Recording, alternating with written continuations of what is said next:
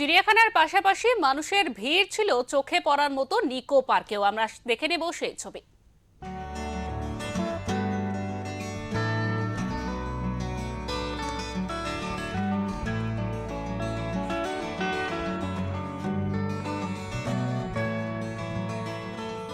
খুব ভালো লেগেছে।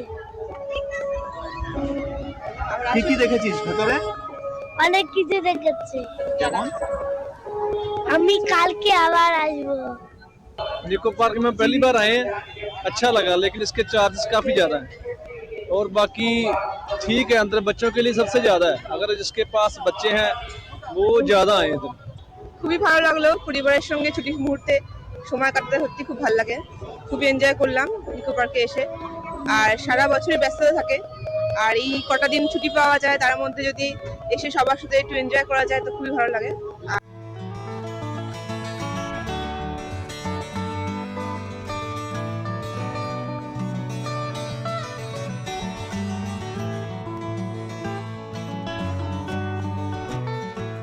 যে সানডেতে এখানেই থাকবো ফুল ডে। কি কি দেখলে? হ্যাঁ, এখানে অনেকগুলো রাইডস দেখলাম।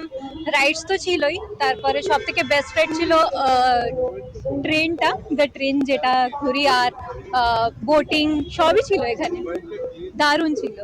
বোটিং করেছো?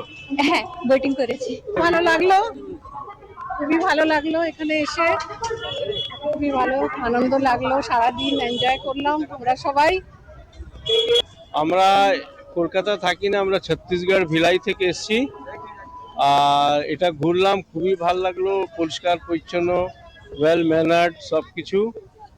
আর আমরা চেষ্টা করব যেন আরো আসি, আরো এক দুবার ভিজিট করি।